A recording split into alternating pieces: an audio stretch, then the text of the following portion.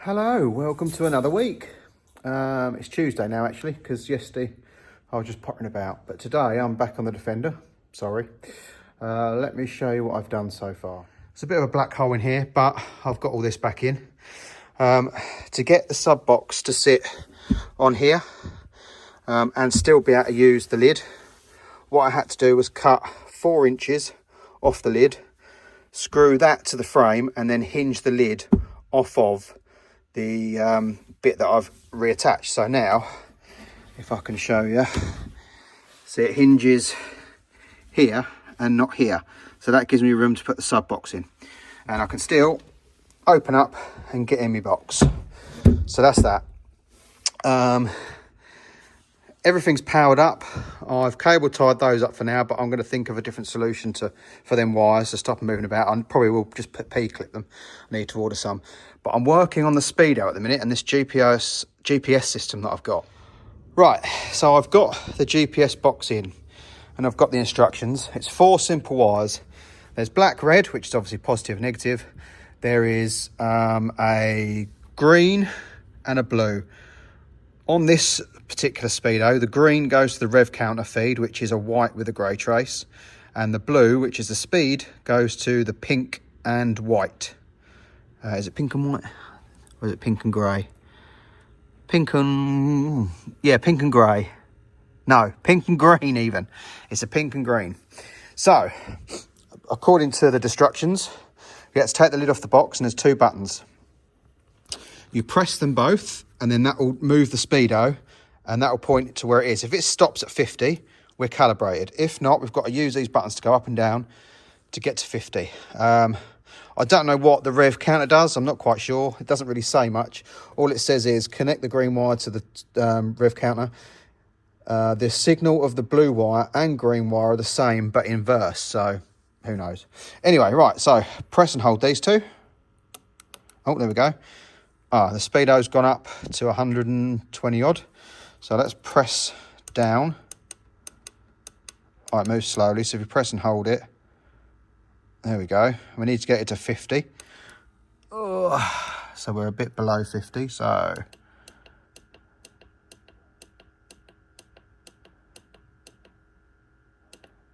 right, 1 too many. So that's now 50. So I think we press it again together and they go back to normal. We've got a GPS aerial. I've run that at the top. You see I've taken the dash top off because I've fitted the tweeters in the dash top and I wanted to get the wires sorted for this. So that's the fan going I can hear. I wonder whether it was that, but it's the interior fan for the climate control. So yeah, so that's done. That's flashing because these are aftermarket. No, these are alternative clocks.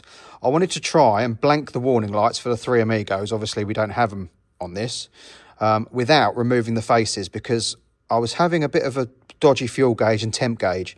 So I was trying to do it just by peeling them up a bit and filling them in. As you can see, they're not on. So I've managed to do that. And hopefully we'll see how the temp and fuel gauge goes. So that's flashing because the mileage is different. I need to plug in the snap-on and just recalibrate the mileage. You can't adjust the mileage. I'll just say that. You can only match it to what's on the ECU. So that's what I'll do. So yeah, so that's done now. That's flashing because it can't get signal. Obviously, I presume it's because we're in a metal shed. But I'll put the dash top on. I'll stick that on the top of the dash and hopefully when it comes outside, that'll be good. So I need to sort these wires up, just finish them up and get them done properly. And then hopefully we'll have a working speedo on the dash, and I haven't got to have the big flashy speedometer. Right, I got the dash top back in, got the tweeters on. They're in and they're working. Just checked them when I've turned the radio on, so that's all good. The GPS antenna is on the dashboard there behind the iPad. So fingers crossed that'll work. So the next job is the dashboard, the clocks. I've got the old set here and I'm just trying to get, there's two pieces to the clock. Well, there's the clocks themselves, which mount onto this metal frame. There's this plastic part, the shroud, and then there's the clear cover. So I'm trying to get a mixture of that and the clear cover over the clocks behind the surround, and then obviously I will chop down the black one I've got to fit. So first try is just the plastic, and I'm just going to offer that up and see how that fits, because I could paint round it so it looks like it's got a surround on but hasn't. I'd probably still fit this one if that was the case, because I've still got this one that I've chopped right down. But what I'd like to do, I think, is just chop sort of on these ribs, chop a bit off and just offer it up each time and just see how it fits.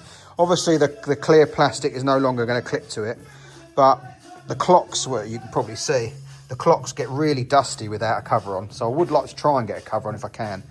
So first job is to offer this up as it is with just the clear, and we'll see how it sits. I don't think it's right, I think it's too far away.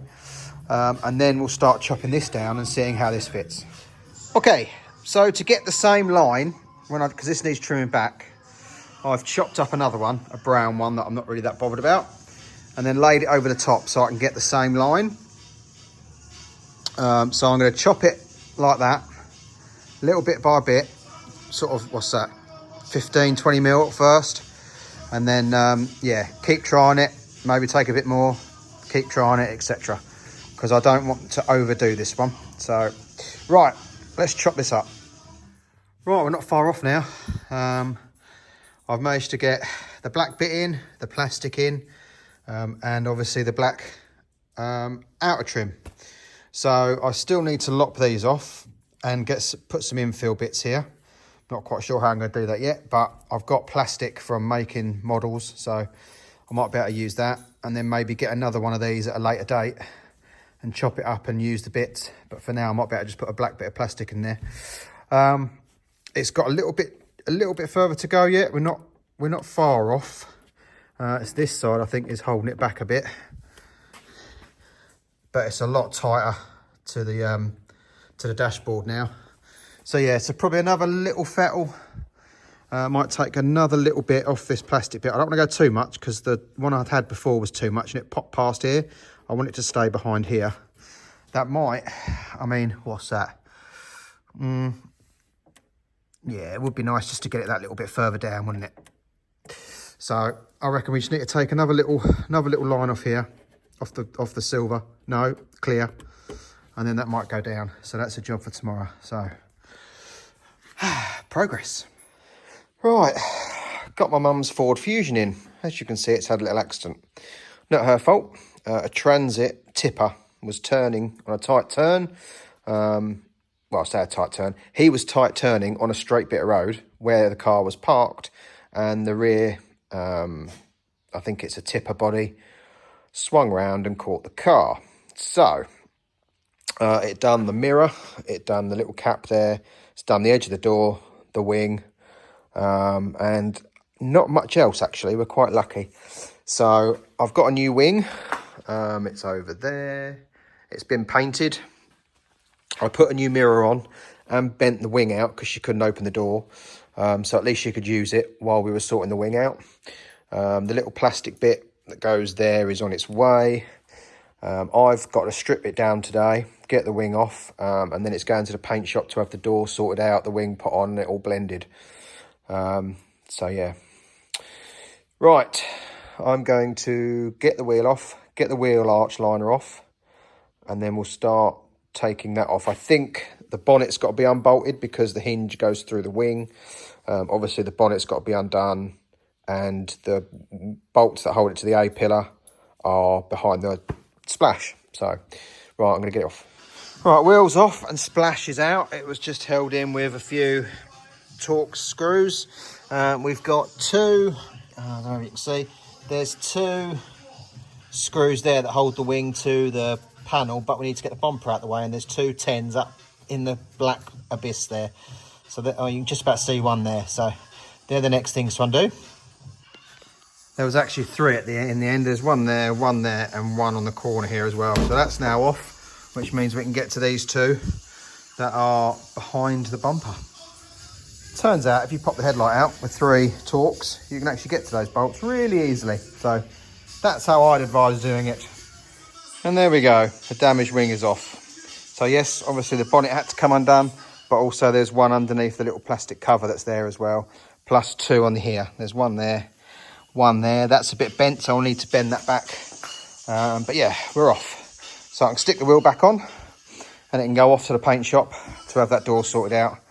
And then obviously the blend's done. So that's that done for today. Just to say as well, the guy that did hit it stopped, thankfully. He gave us the option of selling it to him or him paying for it. Now, it recently went for an MOT with no advisories after I changed the lambda sensor. And my mum's getting on for 70. So it's perfectly fine for her. So we wanted to keep it. I started buying the bits. I bought the wing and the wing mirror, and he whinged because of the price. So we thought, oh, it's going to end up going for insurance. We've wasted the money on the wings, but in the end he said go ahead and he'll pay for it. So he's already paid some towards it before we even started stripping it down, so we should be good. So yeah, just thought I'd put that in there. That's why I'm doing it. It's not going through insurance. Okay, I've made all my bits of plastic. I know it's gloss and that is matte, but we might be able to scuff it up and matte it. I don't know, we'll see how it looks. So I've made one for this side, one for the other side's over there, and I've also made these little bits that I've tiger sealed them to the inside, and then obviously this will tiger seal over the top, so we've got no screws. So obviously I'm just letting that go off, and then yeah, we'll get these stuck on. So they obviously fill the gap, not completely, because I didn't want to come all the way down here, because obviously that would restrict that. So it's just literally a trim piece to cover up the side of the dash and the screws and the wires, etc. So yes, so we're pretty much there. As you can see, with the mole grips hanging on it, a bit of weight, that's pulled it quite nice and tight. So yeah, that'll be all right, I think. I just need to wait for this bloody tiger seal to dry now. Right, the outer bit is stuck on. I've masked both edges, so obviously if the tiger seal squeezes out, which it has, it'll peel off and it shouldn't leave much residue on there. So we'll leave that for a little while. Hopefully that will do the trick. I need to do the other side of the dash as well, but I've only really got a couple of suitable clamps, so I think we might just have to do one time at a side, unfortunately. But right, let's find something else to do. So, you know when you go to bed and things go through your head, and I remembered, I now know why I cut the other one so short. The screen demist vent, that's why I cut it short before. I think with this one, I'm going to drill holes in the back to let the air come through, hopefully. If not, we will have to trim it down, and then maybe we'll have to make an upstand for it. But I'll try drilling holes in that edge first, because at least that way it'll hopefully let air through. Yeah, I forgot about that. So while I'm waiting for those to dry, I've been having a little bit of a shifty around and sorting out this rack and what's on it. There's all them bits I don't need anymore now that the van has got everything, all its running gear on. So this is all going to go on eBay, so I want to get it out and sort out what I've got. I did have to make some extra long tines, but we'll ignore that. So yeah, so as soon as I've finished here, I'll get this finished, get their last bit stuck on, and we'll see what it looks like. And there we go, that's that one done. I don't think that looks too shabby, really. The silicon's gone off, and that's covered that edge as well. Yeah, it fits all right. It don't look too out of place. I know it's gloss, but yeah, I don't think that's too bad. We'll probably leave that for now. I don't think we'll matte it up just yet. Right, the other one's drying, so we'll see what that one's like. Right, so my speaker mounts have turned up. Speaker fits in there lovely. The only thing, obviously, the grill is a little bit bigger, so it will overhang slightly. So they're a pod, and they've got a flat edge. So I'm just going to take the speaker out so I don't drop it. They are going to go down there on each side. I've just held that and got in and out, and it's miles away from your knee. You don't hit it. So, especially when your foot's there, you don't touch it either. So we should be good. So one there, one the other side. And that's that sorted out. Right, this side's done, but it's not as nice as the other side because I forgot to take the tape off while it was wet. So we've got a bit of a thicker line. I've tried to get as much off as I can. But yeah, I might have to just run a knife across it just to try and get a bit more of the sealant off. But it's definitely done the job. That's definitely what we needed. Just a little bit of a blank to hide what's going on behind. So I'm 85% happy with that. I'll say I'll just need to probably scrape the excess off this side. Typical. And I also forgot to tape up the sealer as well. So that's gone hard, but there's not a great deal left. So it's not in the world. Right. Let's try and get these speaker mounts in. Passenger side one's in. I know it looks like it's close to you, but you know, if you kick the bulkhead, you still don't get near it. And getting in and out is fine as well. Nowhere near it, because obviously you don't want to smash yourself on there, so you don't get that. So they do the job. They definitely do the job. I just need to sort out the middle bit now for the woofers. Right, so I took that back out and I drilled some equidistant holes. Obviously the ones on the right are slightly smaller because of where it tapers, but they're right above the vent. So with any luck, that will still let air out. And if it doesn't work very well, then I'll either put an upstand inside so it directs the air through it, or chop it shorter and put an upstand in. But I reckon putting an upstand in behind will probably be the better idea. So that's in. So in theory now, with all the speakers and everything in, apart from the middle bit still, we can get this bolted back together. So I think that's what I'll do now. Okay, so to end off, we've got all this back in. I have moved this switch, was here, but it was just touching this. And every time you sort of touched it, it popped the switch out. So I moved it down the bottom. So now we're fine. Got a blank at the top. The others are all right. They work fine. So yeah, so we've now got the clocks in with the plastic shroud, with the clear cover, and we've got the black surround on, and we've got our sides on. That covers most of it. I didn't want to go down too far. I just need to tuck them wires back up out the way a little bit. There you go. And we've got the speakers in. We've also got the fusion back together. That's all done now. So I'm just waiting on that cap. I think it's been delivered at home today. And then it's going off for tracking on Monday. And then it can go back. So that's that job done. So again, I know I said there'll be more to do this week. Obviously the Ford Fusion is a bit different.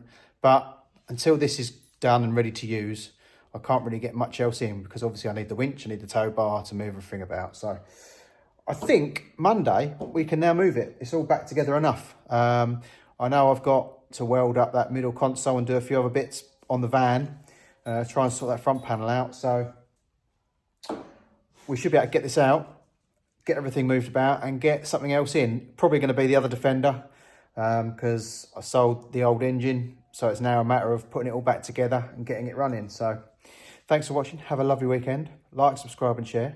And I'll see you next week in another video. Have a good one.